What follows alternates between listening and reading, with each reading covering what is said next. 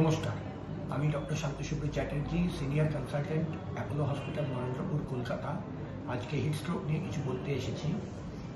Heatstroke মানে কি বোঝেন? হিটস্ট্রোক হচ্ছে একটি কন্ডিশন যেখানে আপনার শরীরের কোর টেম্পারেচার যেটা থাকা উচিত 38.9 সেটা 40-র বেশি হয়ে যায়। এবং কোর টেম্পারেচার কিন্তু সাধারণত রেকটাল থার্মোমিটারে আমরা মেপে থাকি। হিটস্ট্রোক কেন হয়? আমাদের শরীরে আমরা যখন এক্সারসাইজ করি বা ওয়াকিং করি, যে এনার্জিটা তৈরি হয় সেটা মোস্টলি হিটে কনভার্টেড হয় এবং সেই হিটটা আমাদের শরীর থেকে বেরিয়ে যায় থ্রু ইভাপোরেশন অ্যান্ড পার্সপিরেশন। আমরা যদি খুব হাই অ্যাম্বিয়েন্ট টেম্পারেচার অথবা খুব হিউমিড ক্লাইমেটে যাই, তখন সেই টেম্পারেচারটা আমাদের বডি থেকে ডিসিপেটেড হতে পারে না এবং তখন আমাদের হিটস্ট্রোক হতে পারে, কারণ তখন আমাদের বডি টেম্পারেচার এক্সেসিভলি বেড়ে যায়। হিটস্ট্রোক হলে আমার কি অসুবিধা হতে পারে?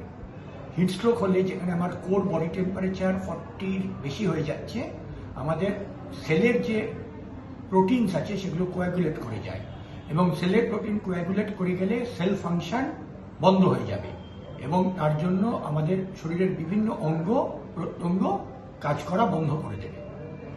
হিটস্ট্রোক হলে আমি বুঝবো কিভাবে?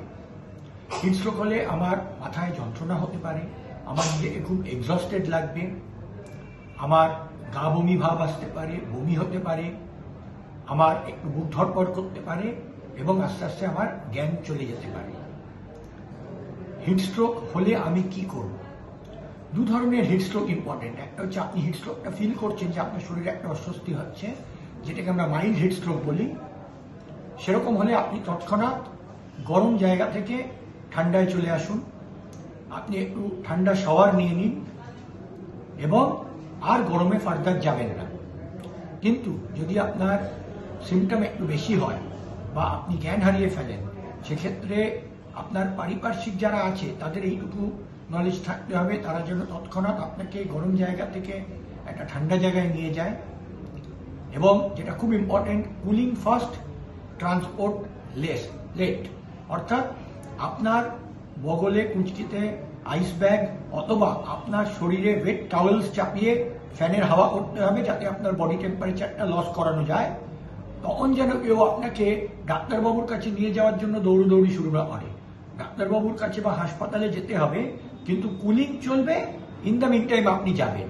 কুলিং যেন কখনো বন্ধ না হয়, কারণ আধ ঘন্টা যদি আপনি এরকম হাই কোর টেম্পারেচার নিয়ে থাকেন, আপনার বডির কিন্তু ইররিভার্সিবল ড্যামেজ হতে পারে।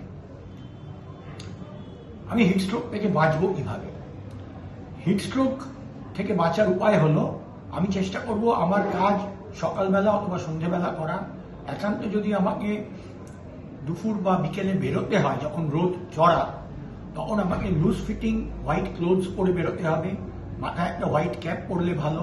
প্রচুর পরিমাণে জল খাবো। এক নাগারে গরমের নিচে থাকবো না, মাঝে মাঝে শেডের তলায় চলে যাব।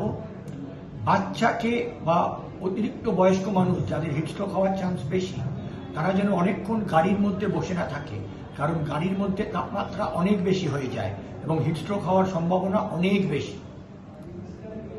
এবং সবসময় মনে রাখবেন, কোনোরকম অস্বস্তি গরমে দাঁড়িয়ে থাকলে যদি হয়, সঙ্গে সঙ্গে আপনি ঠান্ডা জায়গায় চলে আসুন, জল খেয়ে নিন এবং আপনার আশেপাশের মানুষজনকে জানান এবং যে যে উপায়গুলো আমি বলে দিলাম সেগুলো অবলম্বন করুন।